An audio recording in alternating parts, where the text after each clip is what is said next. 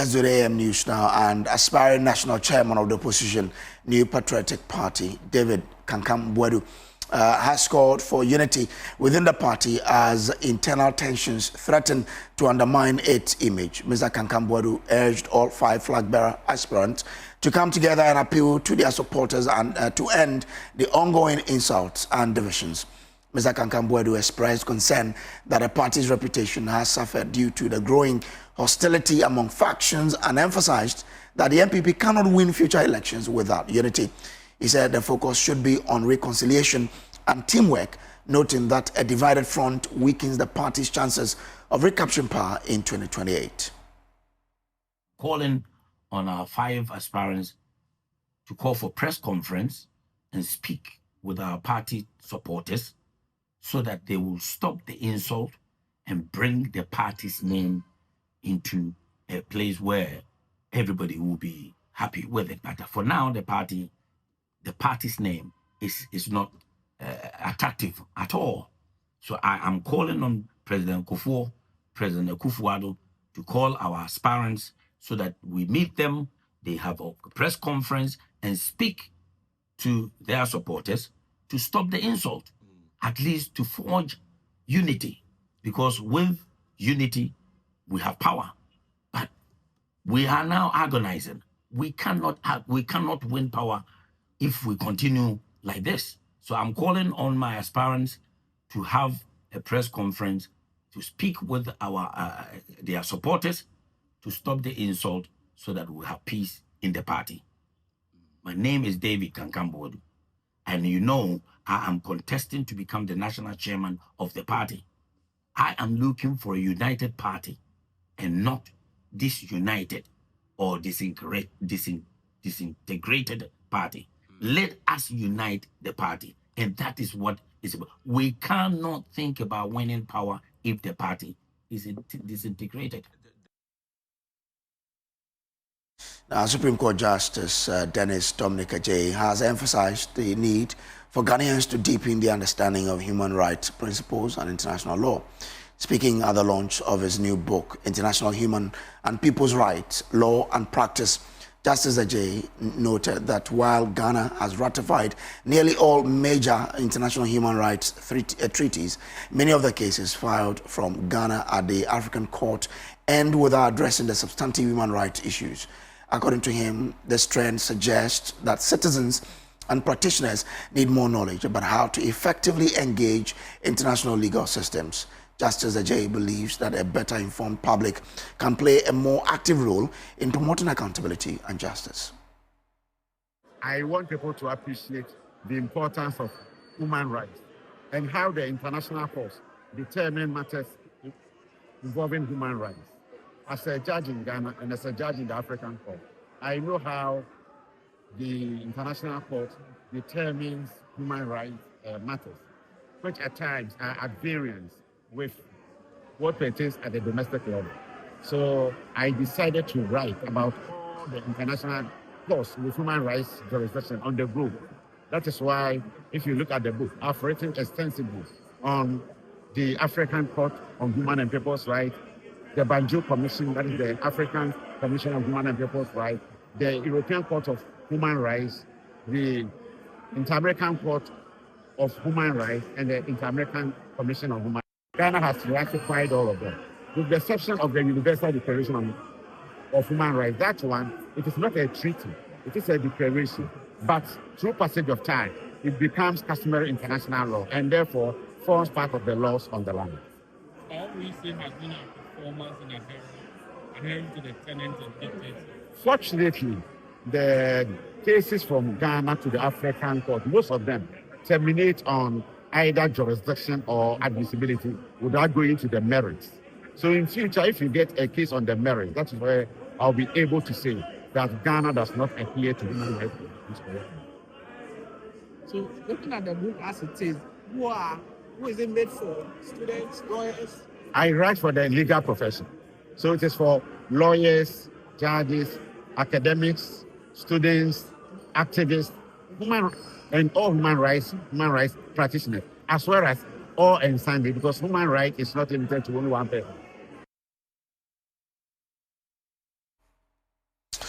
Our efforts to groom future leaders are being hampered at Adankoman Senior High School in the Asin South District, where severe infrastructure challenges persist. A recent downpour ripped off the roof of one of the school's buildings, worsening conditions and triggering renewed appeals for government support. NP for Asin South, Reverend John Intim Fojo, says temporary measures have been put in place to sustain teaching and learning, but stressed the urgent need for lasting infrastructural solutions. Behind the long-standing academic success of Adankoman Senior High School in the Asin South District of the Central Region lies a struggle with persistent infrastructural challenges that continue to hinder effective teaching and learning.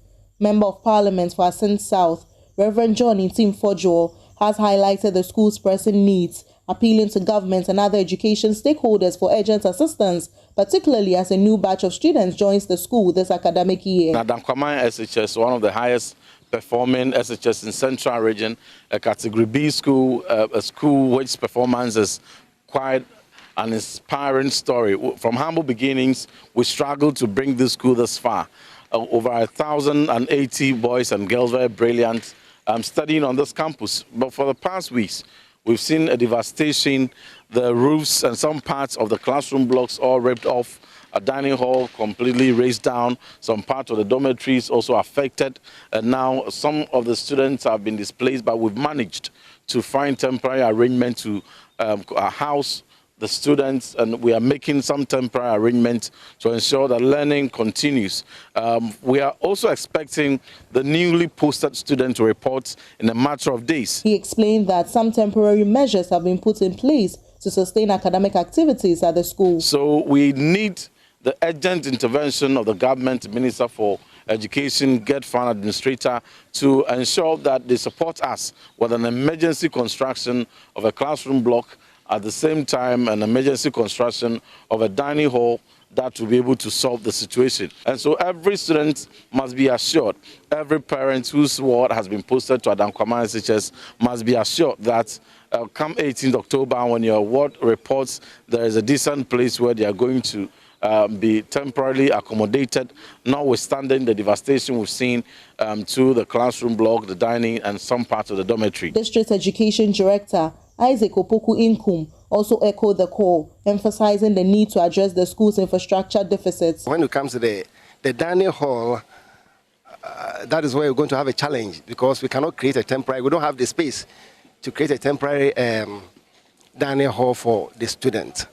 So far, that's what we've been able to do. As for the classrooms, we are managing to get a temporary place, and the dormitories as well.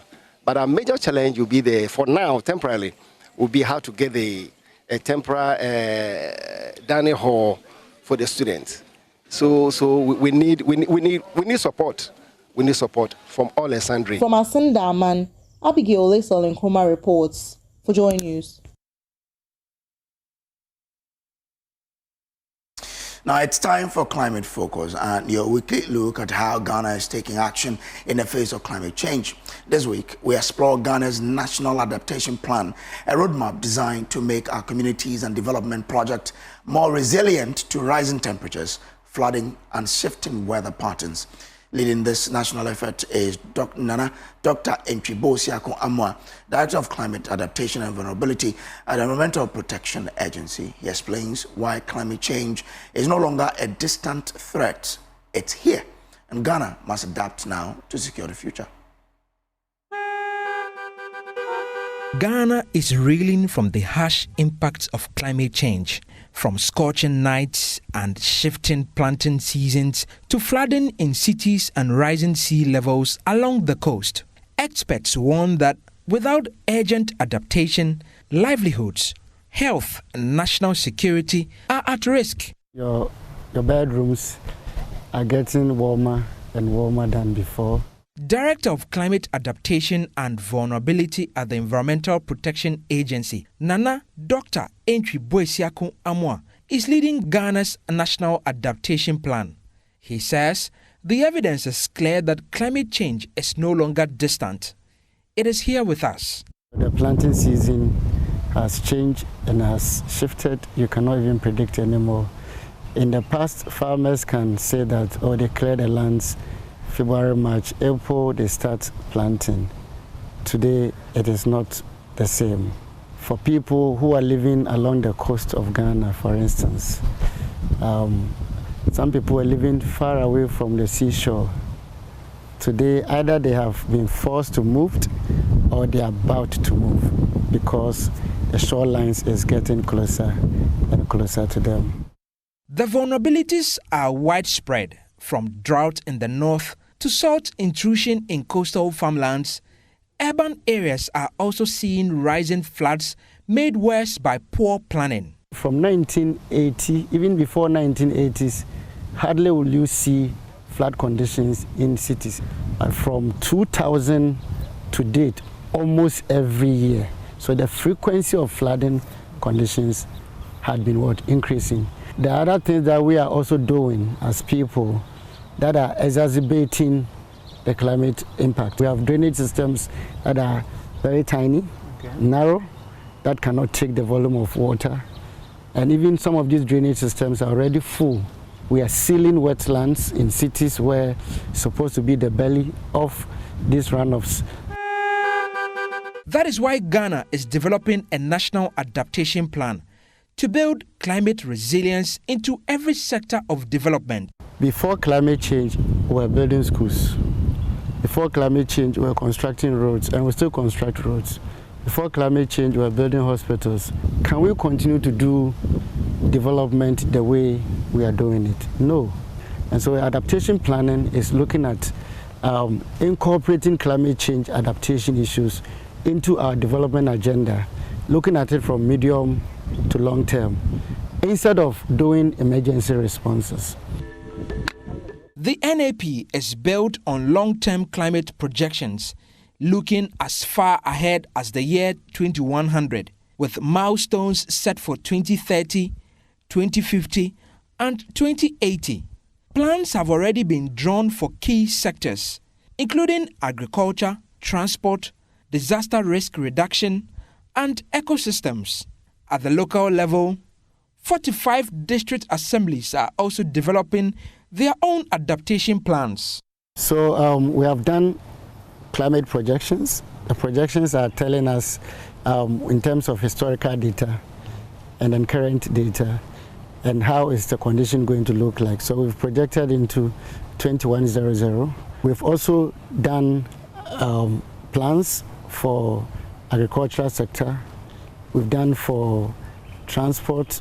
We've done for disaster risk reduction, about 5 main, and then ecosystems.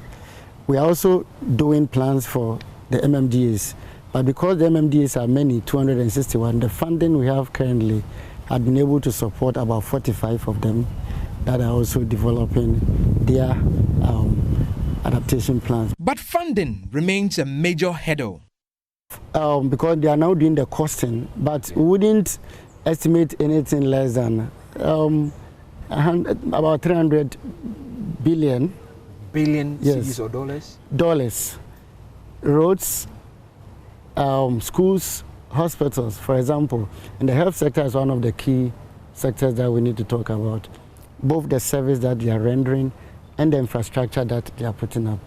It has to be climate proof. To bridge the gap, government is looking to combine public resources, donor support, and private sector investments in areas like solar-powered irrigation and green infrastructure. With the National Adaptation Plan set to be launched soon, Ghana hopes to move from emergency responses to long-term resilience, ensuring that future development is not only sustainable, but climate-proof. For Joy News, Michael Ashali. Climate Focus is brought to you by Joy News in partnership with Youth Bridge Foundation, bridging gaps for positive youth development, and the Climate Development Knowledge Network. Now, the Director General of the Ghana Atomic Energy Commission, Professor Samuel Dampare, is warning that illegal mining activities could expose miners to radiation-related cancers and severe skin infections. He says galamsey operations are disturbing naturally trapped radioactive gases beneath the Earth's surface, posing serious health and environmental threats. Angela Lower and Mercy Loco have more in this report. Speaking at the 11th Symposium on Naturally Occurring Radioactive Materials in Accra, Director General of the Ghana Atomic Energy Commission, Professor Samuel Dampare, observed that illegal mining, popularly known as galamsey, is increasing the concentration of radioactive materials in rocks and soils. According to him, the trend places both miners and communities at risk. That is the naturally occurring radioactive material norms. And the issue is that most of the people are talking about radiations and they are afraid of radiations and all that. But we have naturally occurring ones already in rocks, in soils, just that their concentrations are quite low. But due to activities that we do, especially can be maybe the galamsey activity, it can be the oil and gas industry, you can increase the concentration levels of these norms, and then people will get exposed to them and will have effects on them. So having to really identify it, let's put maybe cancer issues, and then depending, as I said, the level of the radiation, you can have skin effects or skin issues. Some can maybe penetrate, that can attack your, let me put it, your body, your skin. Speaking to Joy News, Director General of the Nuclear Regulatory Authority, Francis Otu, said steps are being taken to control radiation exposure from mining and other extractive activities. So what does this one mean is that we are looking at, if environment disturb, what are some of the measures we are going to do to make sure that the experts are here, we are going to share ideas, we are going to come out with the strategies, and then likewise, how infrastructure-based infrastructure we can able to do it so that... The Vice President of the 11th Symposium, Marta Garcia Talavera, noted that addressing the challenges of naturally occurring radioactive materials is a shared global concern. Well, I think it's a great opportunity, not only for the country, but for the whole region and international community. This workshop is about achieving more effective management of norm in the country, and this also brings opportunity for sustainability, valorization of residues. Their approach to manage norm-related challenges is relevant to the whole international community, so it's a win-win for everyone. For Joy News, Angela Lawe and Mercy Loco's report read to you. Ghana Water Limited appreciates Labadi Beach, Campisky Hotel, Guinness, Villaggio and resident of Nungwa Zongo among about 60 customers for their loyalty and prompt payment of water bills during the company's Customer Celebration Week. There's more in the following report. The Ghana Water Limited took its appreciation to the streets, from major commercial clients like Kempinski and Labadi Beach to homes within the Nungwa Zongo community. The initiative forms part of the company's annual Customer Service Week celebration, held to acknowledge individuals and institutions that have consistently paid their bills on time. Speaking to the media, Chief Manager for Greater Accra East, Richard Apia Otu, said the recognition is not limited to high-income earners, but also extends to loyal domestic consumers whose discipline supports the company's operations. He added that such commitment from customers ensures sustainable water supply and helps the company to carry out maintenance. We went there to recognize very dedicated customers, low-income customers who pay their bills on time. The criteria we use is that first, we generate the bills every month, and every customer gets the bill related to their consumption. Once the bills are issued, the regulator, which is PRC, gives people and customers some duration to pay. Customers who are able to pay within this duration, we did a ranking to see customers who pay first or pay on time on account, all their bills, so that the balance is actually zero. But we have some of these customers who have actually paid on credit. So we have they've overpaid the bills, and then they have credit accounts with Ghana Water Company. So we look at the customers from the lowest level, somebody who pays 200 cedis every month. As soon as the bill comes, the person pays. You realize that we went to the Zongo. She says she pays 250 every month. As soon as the bill comes, 250. The day she receives the bill, the following day, she pays by mobile money at the convenience of her home. And then the big customers too that you saw us recognize, as soon as they receive their bill, they transfer the money directly into our accounts without the need of Ghana Water staff coming to chase them to pay, coming to chase them with resources. Now Moko's report read to you.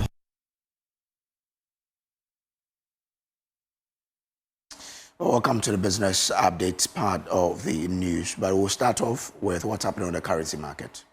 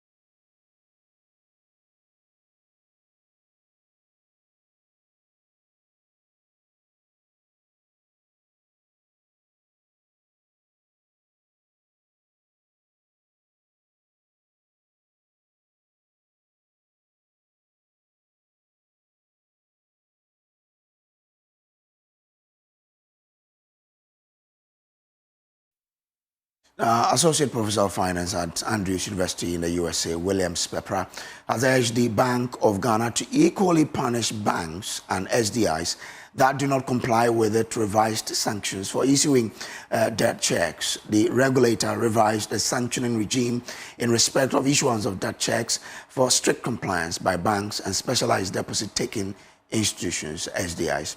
Reacting to the development, Professor Pepra stated that it is imperative to punish both parties accordingly. If you look at the sanction very well, the 10%, 15%, or 20% charge is not a fee or an income to the bank. It's a levy that must be paid to the Bank of Ghana. So what I probably will want to see if Bank of Ghana will come out further and say if a bank one fails to report, what sanction must be applied to that bank, which I couldn't read that one from it. Probably they must even pay more on that, and that is something that will really help to solve this issue. Because sometimes I've been in finance before in Ghana, so I know what we do as finance people. We can even negotiate with the bank and tell the bank, allow us this check to then use a Ghanaian check, let it bounce. Then I'm going to bring you the money. So it is not only the customers. Sometimes the banks are also involved. So Bank of Ghana should also come out with additional sanctions to banks that allow this to happen and they don't report.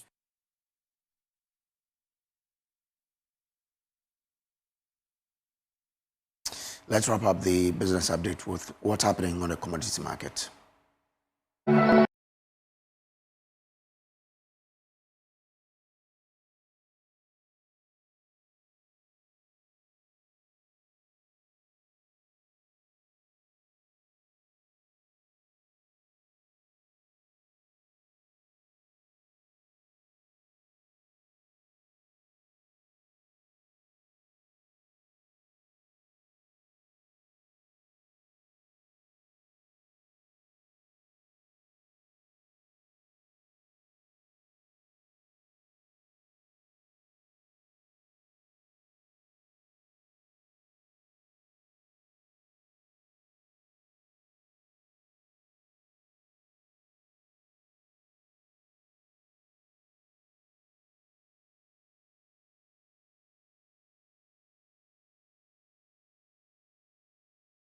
And that's all in the business update, and that's how we wrap up the AM News. Up next is AM Sports.